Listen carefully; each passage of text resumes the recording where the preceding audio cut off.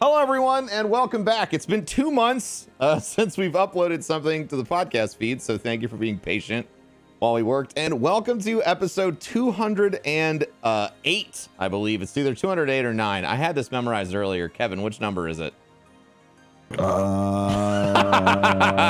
Super professional. No, it's 208. 208. Welcome to episode 208 of the Broman podcast. Today we're joined by Kevin. You've heard him before, and now you're going to hear him again. Kevin, or Kmagic101 over on Mixer. Hi, Kevin. Hello. Are you streaming right now, Kevin? For anyone who's like maybe wants to watch. No, Kevin's not streaming. I'm all yours, baby. Oh, that is hot, dude. So it's been a long time, and I was actually going to wait to bring back the podcast until we had the studio set up in the Rare Drop office, which we can obviously talk about a little bit later. But a lot of news happened this week in gaming that seemed really relevant to what we almost always talk about on the podcast. So Kevin was like, look, we should really do an episode. And I was like, okay. So, we're going to talk about Mixer today. We're going to talk about all the different streaming platforms. And the reason that we wanted to make an episode specifically devoted to this is because arguably the biggest thing that has ever happened in the streaming space since it was founded happened this week. And that is Ninja moved his entire brand over to Mixer. So if you missed the news somehow, or if this is your first time hearing about it, which I find hard to believe because my dad texted me about it, which is kind of my watermark for everyone should know this. Yeah, so my dad texted me about it. Ninja moved everything over to Mixer. His first stream on Mixer was also the first stream that he did from Lollapalooza, which was already a big thing. We're a few days into the move, which is great because it gives us some actual tangible numbers to talk about. His first day there, I think he hit 100,000 viewers once or twice. I was trying to pay attention. He also, there's a whole bunch of stuff to unpack with his move over there as well. So I guess the best way to start would be to just run down what happened. So he moved to Mixer. Mixer is giving everyone a free 2-month subscription to his channel. So if you go to mixer.com/ninja right now, you can actually just sign up and get a free 2-month sub to Ninja, which is kind of wild. And they had a ton of promotional push behind him on the platform. So he was on Xbox dashboard, if I'm not wrong, Kevin. Yeah, there's 2 ways they promote people. There's a Mixer tab where I think it's 5 streams now. Will pop up, and that's based on an algorithm of your buying habits and your viewing habits on Mixer. Yes. And then there's the actual Xbox dashboard, like you hit the power button and gold is there and all that stuff. He was on the actual dashboard. Yeah, he was on the folks in chat are saying I saw him on my Xbox home screen. Yeah, so he was on Mixer front page, the Xbox dashboard. Anyone who had the Mixer app downloaded, which this was actually something I found really interesting, got a notification that he was live, even if they didn't have notifications turned on for the app. I didn't have that. You didn't get one? Okay, so those people might not be telling a full story, but Mixer pushed very hard on Ninja's move over there, which I mean, I think that you should. There was a lot of narratives on the first day, like, I wonder how Mixer streamers feel about all of this advertising they're doing about, and I was like, I would hope that every intelligent Mixer partner would be really excited about the level of advertising, because it's the whole move in my mind. And this is why I guess we'll start the conversation with Kevin, who is a Mixer streamer. Chat, he's been over there for 2 years almost. Year and a half. Do you think that his move over there is a big deal? Let's just start there. As someone who's on the platform every single day, did you notice a change immediately? Yes, 100% is a big deal. It's news. It's obviously your dad texted you. So yeah. My mom texted me. So cool. All right. Lots of parental communication. Yeah, because it made it on every major news outlet, and I'm sure it popped up in their Yahoo or AOL mail feeds and whatever. So yeah, it is a big deal. My viewership went up almost immediately. In 2 days, I got almost 1,000 new followers, and my sub count went up. Like every metric that you could possibly have went up. I had front page the morning that he was doing the Lollapalooza stream, and I had like 18 or 22,000 views. I can't remember. Which is and how much is that up from average? Because a lot of people who are listening to this are thinking about YouTube or Twitch, so the numbers are different. So like if you could try to talk in percent increases, I think that would be the most effective language, so people really get the level of impact. I won't do percent on the fly because I'll fail miserably. But I'll give you number to number. Normal front page for me is anywhere from 3,000 to 8,000. Sometimes you get like those cool days where you 10, 12. Cool. But that was the second best front page stream I ever had last year during Christmas, during new Destiny content. I was the best I ever had. I think I got 60 or 80,000 in one sit. So it was the second best I ever had.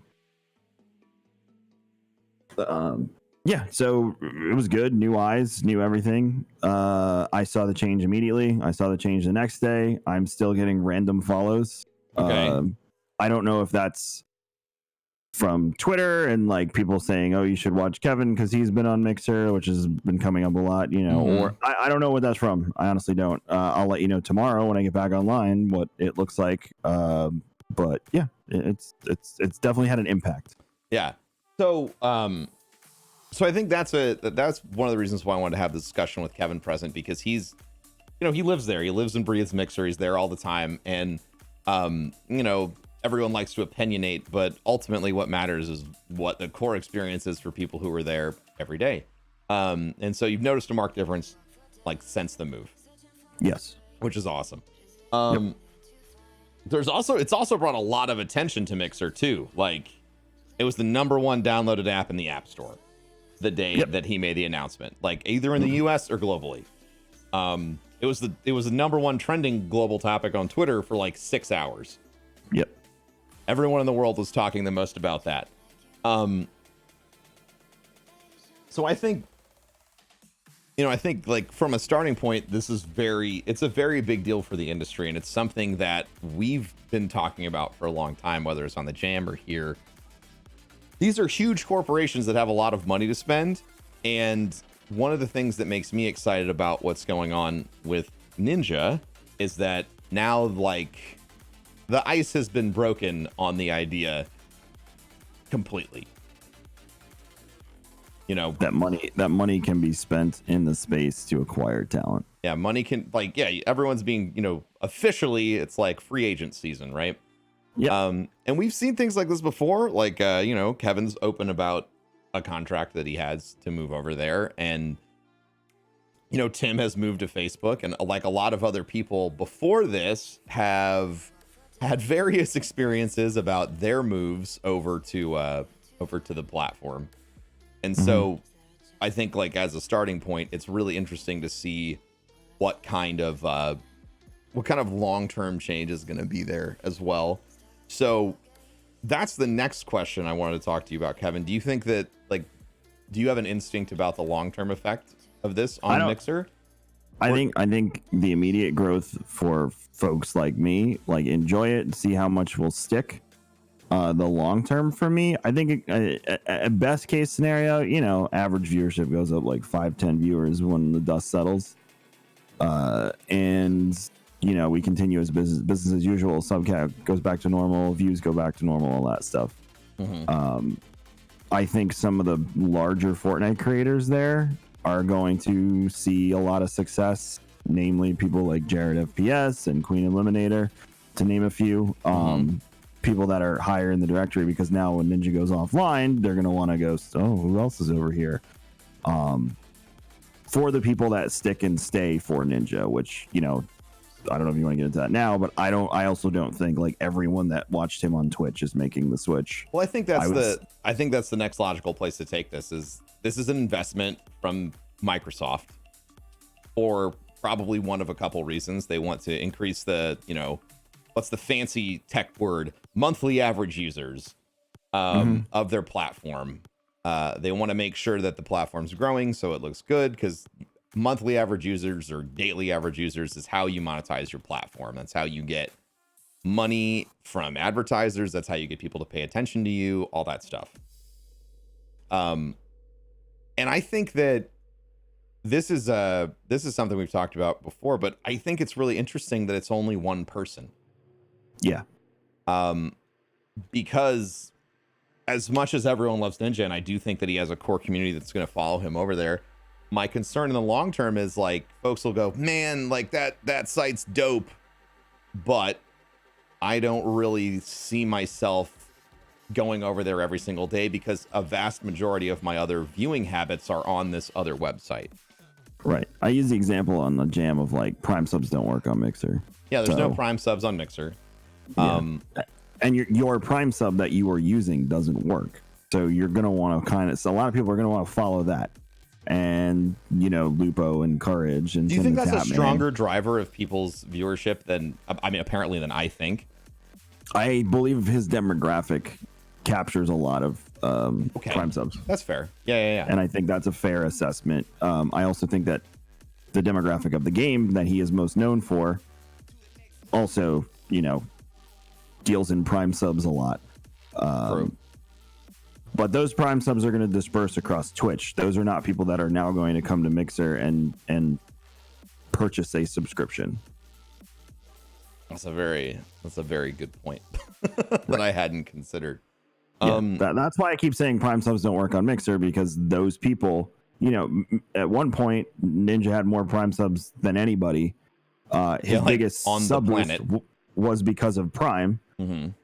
So my thought process is to follow that down the rabbit hole that he probably had a significant amount of Prime subs when he left, which made up a large chunk of his viewership. Because the whole point of it is for free, I can get my name to pop up on Ninja's screen. Those will go elsewhere now. Those are not coming to Mixer. That's a good point. So in my mind, I feel like when you talk about viewing habits, when you talk about stuff like, you know, Prime subs, which is actually not something I thought heavily about before, and how badly, there's so much shit to talk about. So let's go here first. Viewing habits are spread across like large groups of people. People have like 5 or 6 channels they might like to watch over the day. And I think that a better move by Mixer or Facebook or anyone who is interested in making this kind of move is you can't just grab one person. Yes. You need the team. The community. Right? Like everyone loves LeBron James, but if he's going to win a championship, and I suppose you could debate this, but he does need 4 other bodies on the basketball court in order to make that happen. Yes. And so I know certain basketball people are like, no, you know what? They can do it all by his fucking self. But I think in a lot of ways that is a necessity. Because if you wanted to truly capture, like, I think that if Mixer would have made this move a year ago, and they would have picked him up when he was literally like the biggest thing on the planet, not saying he's not important now, chat, don't like get weird, because everyone's really excited for him. Like in industry, I don't know anyone who is not happy for him because it's a big deal. But if Mixer's goal and Microsoft's goal was to truly like try and dominate the space, and they only wanted to grab one person, I feel like that window closed last year. And I felt like the effective move going forward for them would have been, okay, well, we need to get like the top 20 Fortnite broadcasters on Twitch if we really want to make a big splash. So do you think that Mixer made a mistake by not bringing on more people? A mistake? No. Okay. But could they have benefited? Would it have been a better, more efficient manner? Yeah, it would have been a better deal if they got more people, because more people would have made the switch. You have to remember there's a tribe mentality, regardless of whether you want to admit it. The majority of where you go for your follows, or for people you follow and people you sub to, is where you're going to spend the most time. And what that tribe mentality means, like, that's where you're going to go. So Mixer or Ninja going to Mixer the tribe mentality still exists in a lot of people. Regardless, I'm not talking about bleed purple. I'm talking about normal ass people that are not like married to a platform. Those people are still going to be like, well, you know, like I subscribe to 10 other people here, so this is still where I'm going to spend most of my time. There's a lot. Yeah. So I feel like this is a great first step. And I'm happy that, and I guess this is a good time to talk about this too. If anyone is wondering why Ninja moved, like, why would you do this? It's crazy. One, Kevin and I love you and would love to be that naive again at some point in our life. Two, it's a lot of fucking money. There's a lot of money in the space. My dad texted me again this morning. There was an article in the August episode, or August Forbes magazine, arguing that the next place that all of the tech giants are going to be attacking with large levels of spending is the live streaming space, and this Mixer Ninja thing was their test case. They were like, see, look, they're all ready to spend now to compete for consumers' dollars. So going forward, I think that this kind of a deal might become a lot more commonplace than it is currently. There's also a third factor, and that is the slow moving away from Fortnite, which I'm sure the thought of it at this point makes him sick to his stomach, and going back home to Halo. Yeah. And I'm sure that's how this conversation started. Is he wanted to do stuff with Halo, and it turned into a Mixer conversation. I guarantee you there will be a Ninja branded Xbox for the new Xbox. I guarantee you he's going to do really cool stuff in the Halo space with Microsoft, with 343. And he will slowly transition away from Fortnite, and his viewership will go down, and it won't matter because he has a contract and he's set and he's happy. And I'm sure he's going to stream less in about 2 months than he was on Twitch. I mean, I know I would. I would too. Once there's a contract in place, chat, there is definitely I streamed more when I moved because I went to a full-time status, but I still stream less than my business partners and everyone else because I'm trying to build, side things, many other things, and I'm the, driving person physically behind a lot of that stuff, so I have to be available. And two, it was like I have this deal in place, and it's my deal's good for 2 years. It ends in March of next year, there's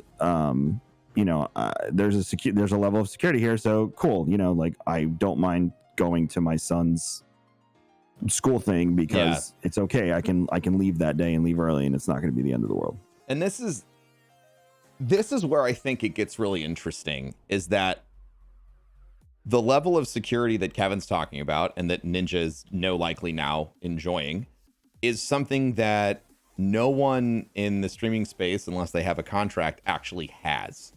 And this is why I think Ninja's move is one of the biggest reasons why it's so monumental, is because a lot of broadcasters on every platform, they work themselves into a state of insanity to stay relevant.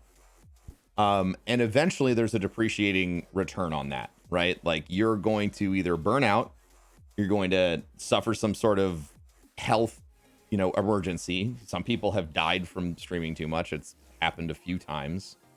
And there is a huge difference between saying like, okay, you will get X amount per year guaranteed with a performance bonus or something, as long as you meet these bottom line deliverables in order to produce content for us, and saying, good luck, I hope you stay relevant and keep making my platform money. So having salary-based streaming paid for by platforms is huge, because, and this is one of Corey's analogies, you don't sign a star quarterback and only pay them every time they get a touchdown. Like no quarterback would take that deal. They tell you to go fuck yourself, and then they go somewhere where they get paid no matter what, and they have a bonus based on performance.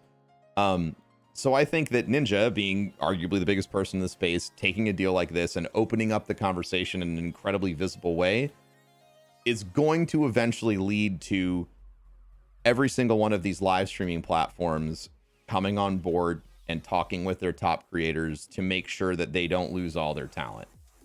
The sad thing too is, yes, it's trending towards that way for top creators, and that's True. awesome. But the other thing the platforms are neglecting to do is cultivate talent. Yeah. Like look at someone like Big Cheese. Yes. That dude is like, he's our favorite guy to talk about because he's so goddamn great.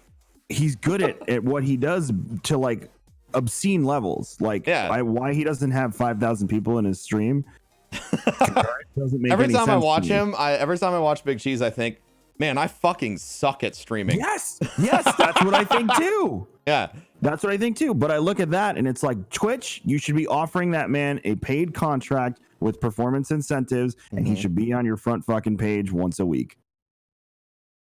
Like, they don't invest in talent, and they don't protect their talent. And I'm not saying Twitch, I'm saying platforms. Yeah, like those are the two major deciding factors that I think will pave the way for this industry going forward. Who's going to invest in talent, and who's going to protect their talent?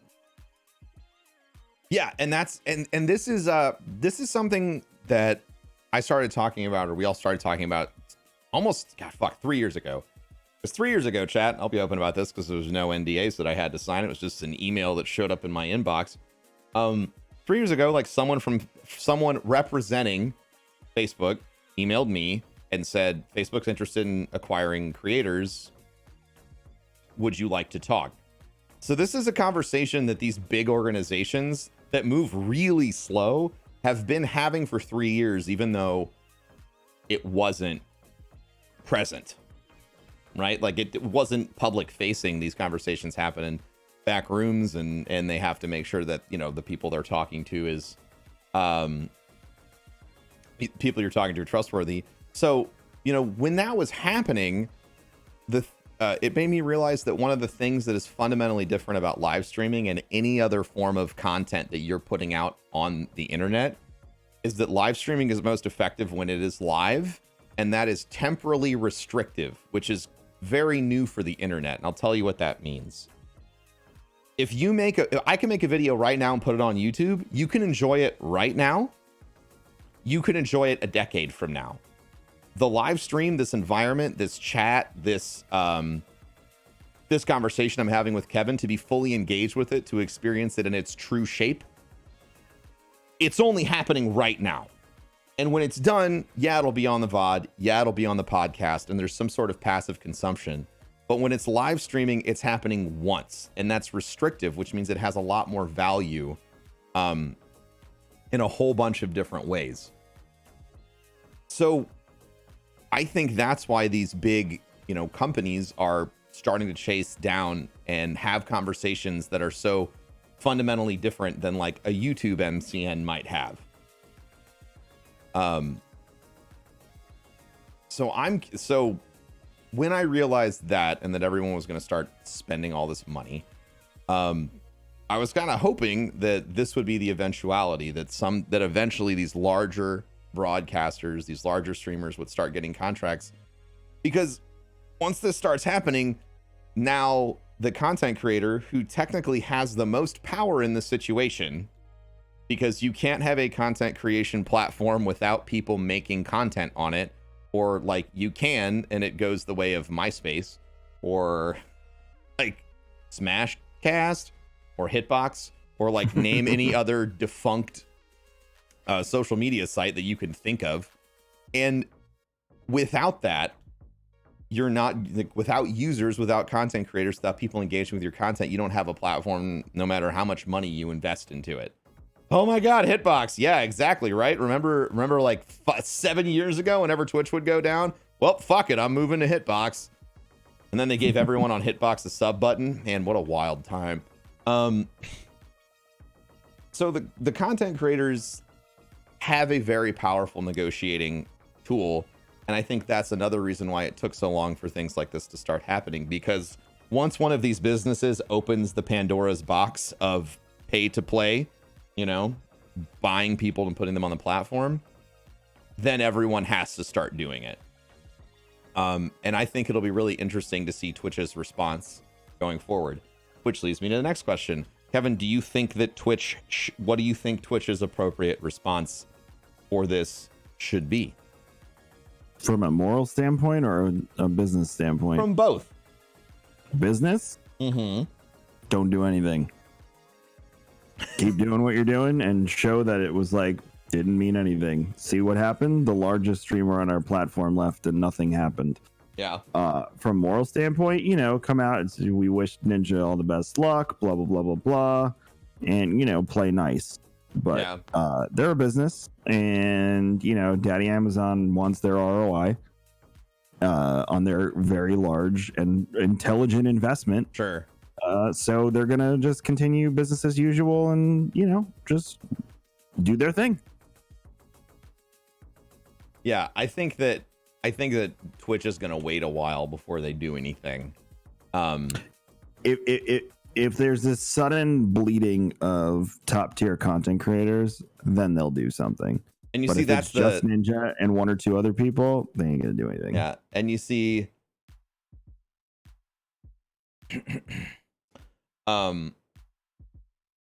that is the. Say that again, Kevin. I got distracted because somebody sent me a message. If it's one or two or even three more top tier people, probably not going to do anything. If you're talking 5 and then they start to be in, you know, similar communities and it looks like they're going after a specific target audience.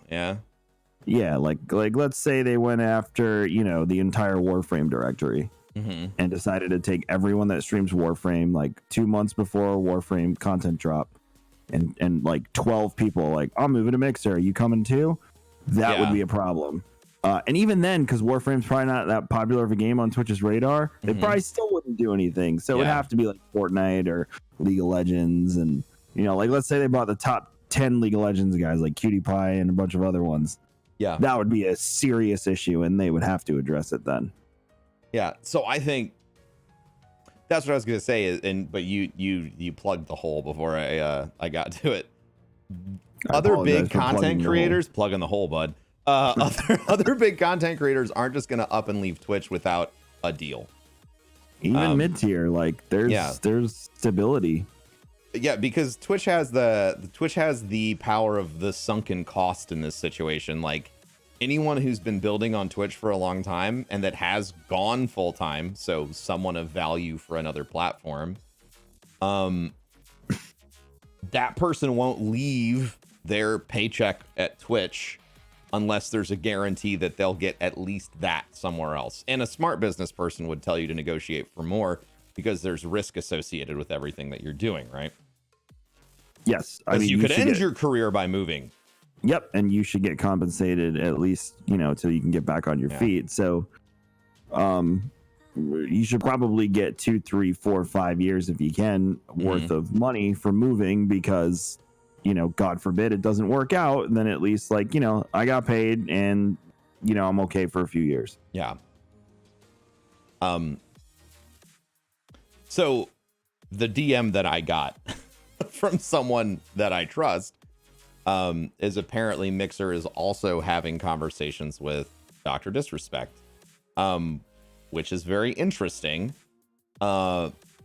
because he well, there was like 2 years ago he tweeted at them and everyone was like, oh shit, Doc coming to Mixer, blah blah blah, and that was the other, I guess. And this is just like rumors of news from people who are in industry. But the other side of Ninja moving is now that it's been done once, it is you can replicate it. I mean, and also how many people just reached out now through their various channels to be like, can I get a deal too? Exactly. Ben, at least 15 people texted me over the past 72 hours asking for introductions. You? Yeah. That was the other side. Okay, now we're through the weeds, I guess. How much interest from content creators like has this generated for you, Kevin? Like I said, at least 15 people have asked for introductions to staff. Do you feel like If I feel like it's not going to bite me in the ass, I make the intro. Are these people that have like spoken to you before previously, or is this all like one person has asked in the past? The Holy rest crap. are all new. So 14 people who've never even thought about it before have spoken to you. Ish. Yeah. That's wild. So a question I've answered this question a lot, but it's relevant to the conversation. If Mixer offered you a contract, what would you need to move? I think that the safe bet for anyone, and this is, I guess, this is the educational part. If you're a broadcaster and you're listening to this, I'll be really direct. You should get what your value is, and you should make sure that you are secure for, like Kevin said, the next 3 to 5 years. Because you're taking this contract as part of an advertising bet that the place you're going to end up is going to exist in longer than 5 years. So exist past the term of your contract, right? Whatever it might be. So one of the conversations I had with Omid too, to add to that, was, you know, because I wasn't with OPG when I moved over, but Omid was still assisting my move. And he told me, he's like, this is a two-way street. Make sure they know that in every conversation. They are not acquiring you simply to have you bring, you know, monthly active users and attention to the platform. They are acquiring you because you're talented, and they also need to give you the push to hit, you know, the goals and things that you need to do. This is a two-way street. It is a business deal, and everyone is supposed to benefit from it. So make sure, like, when you're discussing things, it's not, oh, thank you for doing this. It's make sure that, you know, you hold up your end of the bargain too.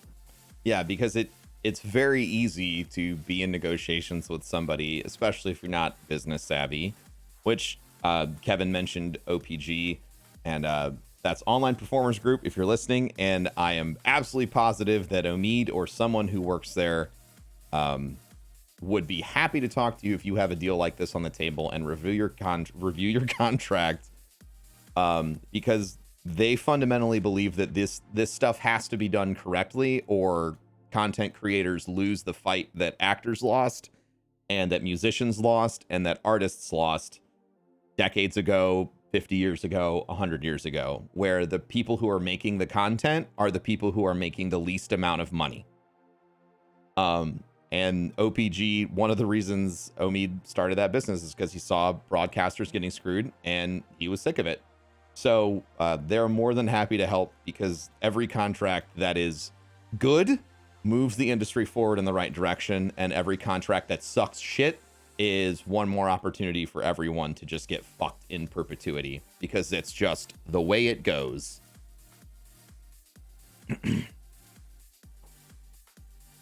So that's incredibly important. So if you're getting into one of these conversations, which are going to happen more and more frequently, know your value, advocate for it, don't back down on what you know you're worth, and realize that you have just as much power in a situation as anyone else in the room, no matter how they try and make you feel. Because if you don't, you're going to end up with something that could potentially really ruin your life. You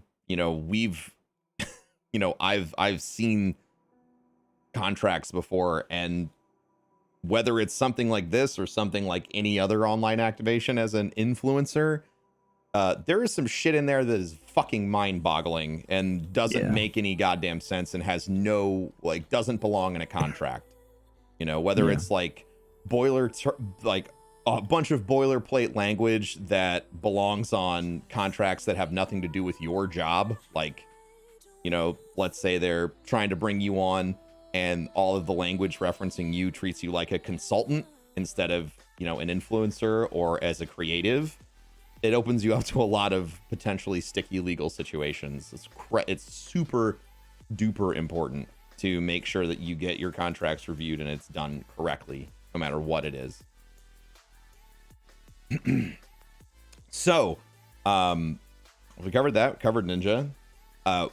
What is the general feeling like of all of the folks at Mixer right now about what's been going on? There's a few things. Some people, the small percentage that are like, like, oh, you didn't love Mixer before, well, don't bother coming now, we don't want you, which is like, oh, okay, there, person. No, not true. There's, the probably where I sit, which is the let's wait and see what happens. This is pretty cool. It's nice to see the PR from this, and obviously Tyler's a good dude. He's a great guy. We've worked with him in the past with Guardian Con, and I'm happy to have him over there, to tell you the truth. And yeah, it's more eyes on the platform, so that's cool. And then there's the other side of the spectrum where it's like, oh my god, I am going to quit my job. I'm going to leave Twitch as an affiliate and go stream on Mixer full time now that Ninja's over there, because that's the way forward. Or the Mixer partner that is just like, this is going to change everything. Like, we are going to Twitch with our 6% market share and, just bury them in the ground because Ninja's here now. This is it. And I saw a lot of that the other day, and I was like, oh, okay, let's all calm down. Let's level our head off. I don't know who Kevin is. If you're just joining us, this is Kevin. He's Kmagic101. He's been a Mixer streamer for a long time. Hi. He's also my business partner. Full disclosure. Hello. Yeah. Ad. Hashtag ad, or are we hashtag adding ourselves? Oh my god. You never know, chat. I just do it just in case. I just said you never know, chat. One thing I think that is interesting that will come to Mixer now is, and we talked about this on the jam briefly, but I think sponsors now will have just that little extra push they needed to realize Validation. the legitimacy of what's going on over there, and that it'll be a little bit better for getting sponsored work for someone like me that has the numbers, has the metrics, and I can request front page for a sponsorship deal. But when we hear that they want to spend money at OPG, and they're like 90% on Twitch and then 5% on Facebook Mixer, like no, just dump all 100% into Twitch, and that's the way we'll do it. And then I lose the deal, little Tim loses the deal. So yeah, well, that's and I think that's the other that's the other side of everything, is that when big companies want to work with Ninja, they have to work with Mixer now, which means that person who's been avoiding the tough discussion with their bosses or whoever is like, look, it's not just Twitch anymore. And in that way, I think it is going to be really transformative for anyone who's on the platform trying to get sponsored work or validation. That's kind of no better way to get it than what they did. So the other question that's showing up a lot in chat, and the one that we were going to get to eventually, was, does this change where a broadcaster should start streaming or start making content if they are new or if they are interested in getting started? And my answer to that is currently unchanged. I think that you should check out every streaming platform that exists. You should see which one has the tools that you want to use, the kind of community that you want to build, and has the accessibility to growth that makes the most sense to you. A year and a half ago, I told a lot of people that streaming on Mixer or Facebook was a great idea because everyone thought that both of those platforms were fucking jokes. Why would you stream on Mixer when there's Twitch? Why would you stream on Facebook when there's Twitch? And now, some of those people have built pretty incredible careers over on those other platforms because they went and they put their stake in the ground while things were growing. And despite Ninja's move over to Mixer, it is still very new, and there is a lot of space to grow as long as the platform continues to exist, which is, one of the things we talked about. But Kevin is pretty much the only variety broadcaster that exists on Mixer. That's not true. Kevin is the only variety broadcaster that has seen decent numbers on Mixer.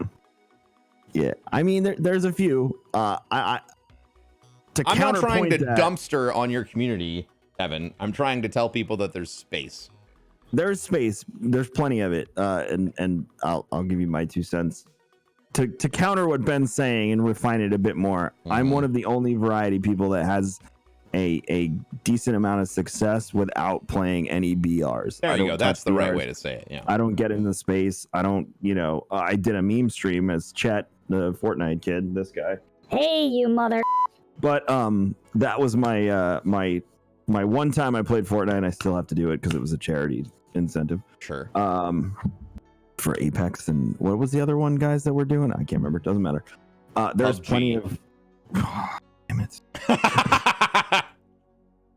Either way, my opinion has changed slightly since the last time I did Broman podcast and we talked about coming to Mixer and starting out. And I'm not saying no, don't come. I'm saying at this point, you need to look hard at what you're trying to do and accomplish. I think the space has never been more ripe for streaming as a part-time gig. Mm-hmm. I think it's the best it's ever been for that. 100%. You know, you have a family, you work nights, you want to stream from 9 to midnight, Monday through Friday, or maybe take a few days off, do a long one on the weekend, whatever works for you in your schedule.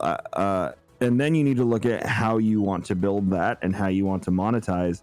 I think a part-time streamer on a Mixer or Facebook is probably the best it's ever been.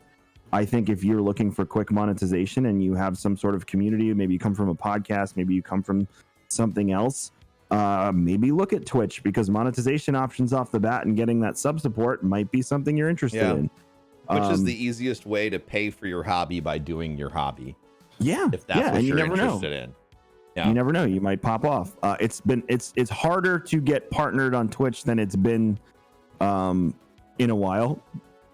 Definitely. Probably since a little bit after I got partnered. Not nearly as hard as when Ben got partnered, but yeah, it's the hardest it's ever been. But you have those early monetization options through the affiliate program, which, now that it's been 3 years with affiliate, or 2 years, 2.5, I don't remember exactly how much, probably 3. It's a bit more regular. Like, no one's sitting here complaining like, you stole all my subs and blah blah blah. It's just part of the game now. The similar things are coming to Mixer. We don't know the details on it yet, but monetization is going to be a bit more open there as well. Mm-hmm. So we'll see how that plays out, because I don't have the answer for that, because I haven't seen it played out. So we got to see what happens there first. But yeah, assess your needs, assess your wants, assess your goals, and then make an educated decision. And if you still feel like, I'm starting out and I'm not sure, use a restream for 3 months and see where the ball lands. Yeah. That's the best advice I can give you. Don't use it for like 2 years. Just use it for 90 days and see where the ball lands. And if it's YouTube, cool. You might have something special there. Yeah. Who knows? God. YouTube streaming's actually been really interesting. It's grown a lot since they sunsetted YouTube gaming and just made it YouTube again. Yeah. There's been an incredibly large amount of growth on YouTube from streaming and just making gaming content there in general. Yep. Yeah. What was that program name? Oh, Restream.io. There's another one too that I'm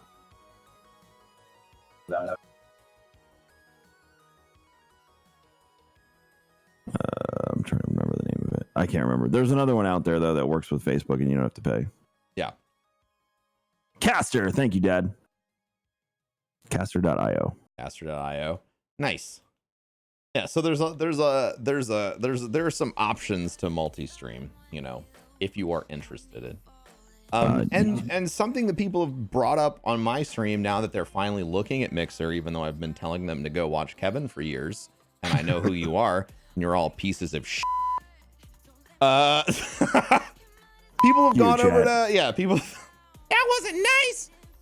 People have gone over to Mixer and they'll say things like, oh, wow, chat's really interesting, or wow, this Sparks thing is dope. There are fundamental platform level differences between Twitch and the other places that you consume content. At the beginning, it wasn't really more than just like a different location, like a different URL to type in. But now there are legitimate systems and methodologies and ways they approach things like chat and community and interactivity and advertising yourself and growth that are different than Twitch. The two biggest things I like to highlight is, Mixer has the Sparks system, which is like a site-wide currency that you can earn to support broadcasters. It's been changed a little bit recently, but it's still very unique and different and gamifies the chat experience and allows people in chat to connect with the broadcaster and the stream and each other a little bit more. And Facebook has advertising, which you can't do on any of the other platforms without either taking an ass load of social flack for it, or you know, creating some sort of incident, spending $10,000 or more, or however much it fucking costs to run ads on, you know, Twitch or Mixer. But on Facebook, you can advertise yourself until you're blue in the face. It's the first thing they recommend you do anytime you post anything on the site now. So it's very universally accepted. So that kind of covers. Is there any big things that have changed? You know, anything else that you want to discuss, Kevin, before we ask a couple of questions from folks, or get a couple of questions from folks?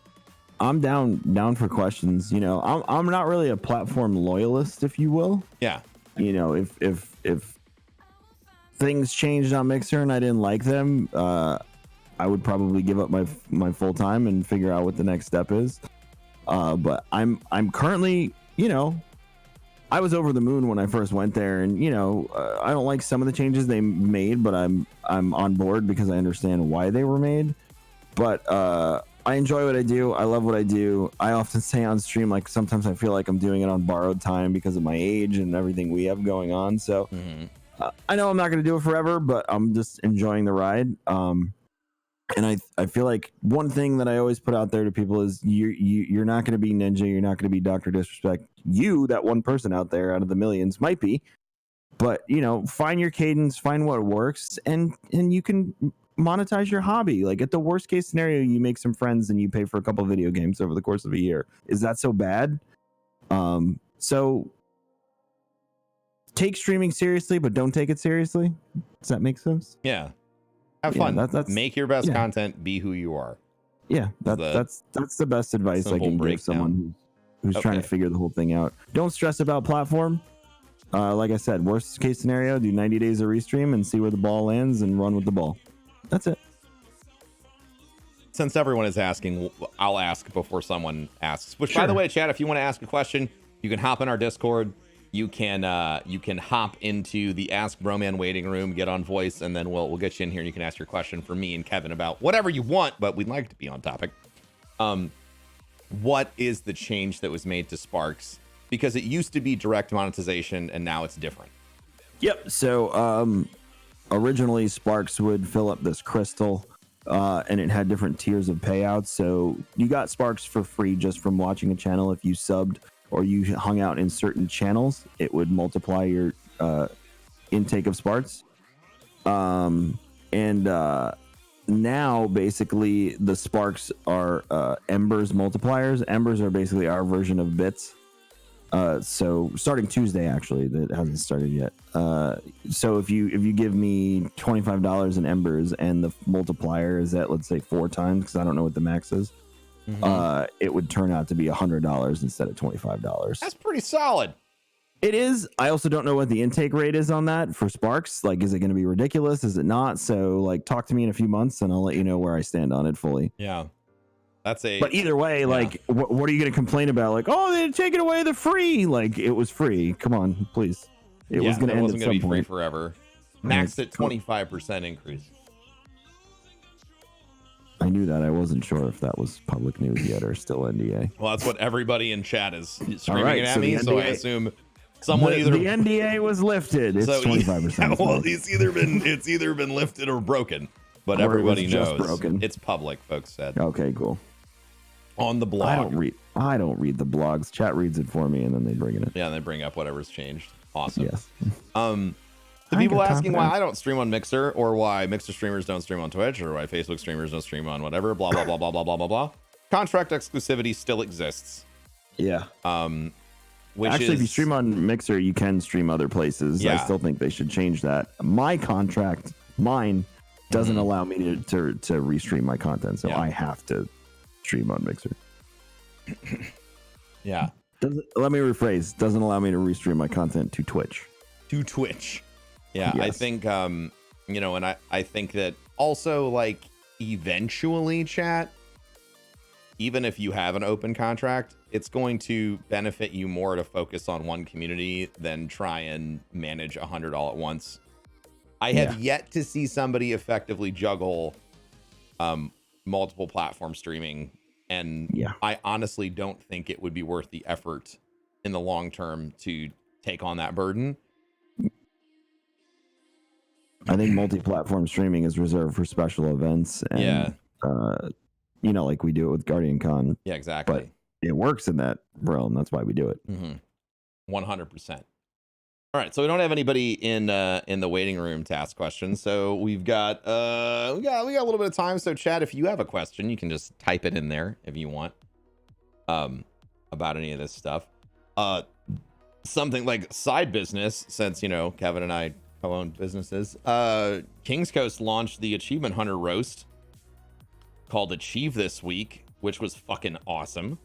So if you have not checked out the Achieve roast with Achievement Hunter and Rooster Teeth, I would highly recommend you check it out. It's really good.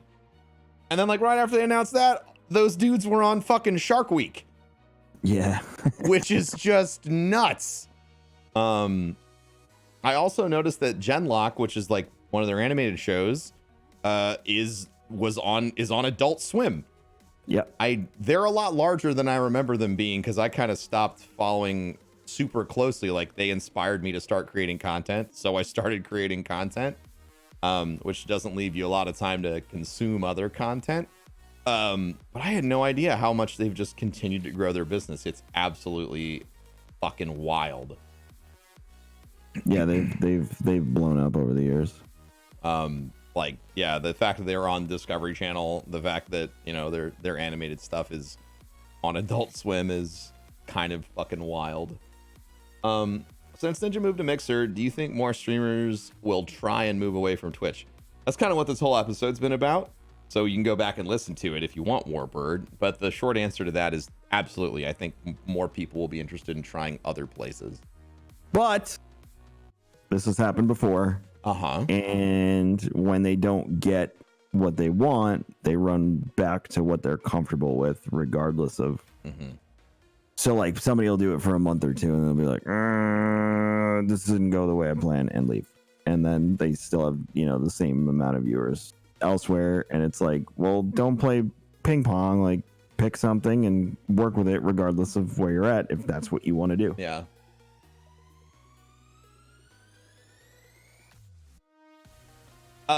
CD Zimmy, Kevin and I just said that when you're starting, you should absolutely try streaming on every platform. So I agree with you. 90 days. Yeah. Early days, stream on as many places as you want, but eventually you have to pick a home. But thanks for trying to start a fight, Smile. Do you think it's better for content creators long term if there was not direct monetization for consumers and instead stabilities via contracts? I think that everyone operates differently, and that some people are motivated by some people are motivated better by the hustle, and some people are motivated better by security. And I think honestly the best answer would be somewhere in between. I would rather make less money and be secure than, you know, have my income fluctuate ridiculously and make more money some months. Yeah. And I feel like I'm not alone. Well, wild fluctuations in incomes are crazy. You know, you can have a month over month, or you can have a year over year, month over month change of like 80%. So like imagine showing up and doing your job January last year and then January this year, but this year you did the same amount of work and got paid 20% of what you got paid last year, because that happens in streaming all the fucking time. I'd rather get like an average of like 75% of what overall I made, and just like that every month. Cool. Cool. All right. Hey, speaking of this guy, hey, what's up, Cheese? Oh, hello there. How are you guys? Hey, we were saying lots of nice things about you earlier. Not me. I heard. Oh, that's really good. That's good. I was being really mean. So what, you got a question? Yes, I do have a question. Okay. As far as being a starting streamer, like I just start and I do this restream or caster, what will be the best resolution and KBs per second that I need to start off with? 30 frames, 720. Like if you're starting, or are you like looking for like the best quality? I'm looking for like the average quality that will be on all platforms as far as me being on Restream or Caster. 30 Gotcha. frames, 720. 3720. You can do up to 60. You can do up to 60 FPS. 900p with via Restream. I know it takes that pretty well.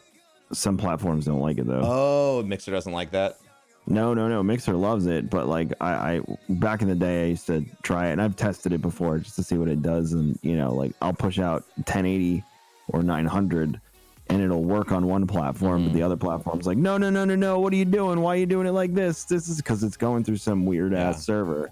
Gotcha. 720 seems to be the comfy one. One at 720 60. You can do 60, but most there's some platforms don't, you know, let entry level folks go at 60 frames per second. Right.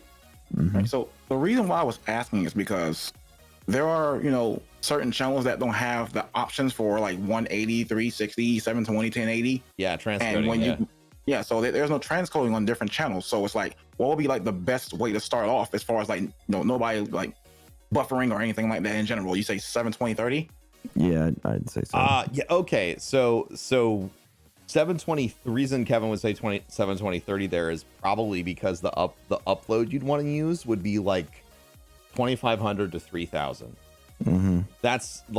That's pretty much gone unchanged. Most people can enjoy a stream at that bit rate. I mean, Twitch's bit rate for the longest fucking time was capped at 3500. Yeah. Like a long fucking time. Like you wouldn't even be able to stream in 1080 because it just would look like ass. But yeah, like, 720 30 looks really good at that bit rate. Because you're sending out 30 frames and you're getting a decent amount of bit rate behind each one, and you're not going to have a lot of people buffering in that situation because most folks can handle a stream that's 2.5 down. If they can watch Netflix, then they're going to be able to watch your stream in this situation. So it makes it at least watchable. Okay, understand, noted. Noted. Cool. You got any other questions, follow-ups? Well, this one is for Kevin here. Kevin. Okay. Yes, dear. Yes, dear. Make sure that I will tell you. Don't worry. I know what you're about to say. You ain't let me get my question off. God, because I know what you're gonna say. Do you? You want to know where we're eating tomorrow? I definitely know what I want to eat because I love to eat. Oh, jeez. Yes, I'll let you know. Love you guys. Thank you very much. All right, man. No problem, Cheese. You have a good one. Later, bud. Yeah, that's Big Cheese KIT. You should go follow him on Twitch and everywhere else. He is an incredible guy. Please. He is the person that Kevin and I just said is better at broadcasting than both of us. So please. Yep. Please. Okay, this is Dad Got Game. I know him. Hello, boys. What's up, Dad Got Game? How are you? Dude, I love this. My wife and I have both been watching the podcast. Like, we're supposed to be cleaning the house and we're watching the podcast instead. Thanks. So I'm curious your guys' take. You talked about the opportunity for like Mixer or Facebook to grab talent in the BR space. It's kind of a little bit past, right? It's if they would have done it a year ago. Cheap, I think it was past. It's still a great time to do it, but sure, yeah, they may have been able to. They might have had a bigger opportunity earlier, maybe 6 to 12, right? Sure. What are your thoughts on the opportunity to drive games outside of the BR space, or for obtaining creators, whether it's worthwhile for Mixer or Facebook to grab creators outside of the space? Kevin talked about the Warframe directory. Yeah, I mean, you'd have to go bit by bit and game by game, because like, let's talk Warcraft. Coming over to Mixer, first of all, you're gonna have to deal with the stigma of Xbox if you brought over a bunch of people for Warcraft. Second of all, you get Tally, cool. Well, everyone's just gonna go watch Quinn now on Twitch. You would need like the top 20 and some of the ones that don't even speak English. Asmongold and all those guys to make a significant impact in a game like that. Let's say Destiny. you would need Corey, you would need Ben, you would need Glad. Like, you can't just have one of them. You would need all of them to make an impact. So if you're going to go after something like that, you got to go after the community as a whole. You have to go community shopping and grab every key member of that community. Because the impact that one makes is not going to be the impact that, you know, five make. Yeah. Right. Okay, yeah, that makes sense. Just curious what your thoughts are on Chat, you're not allowed to get mad that Kevin didn't list everyone, including your favorite person, before you start, because I see you trying to start and you do not. You don't. Okay. Don't keep do going. it, chat.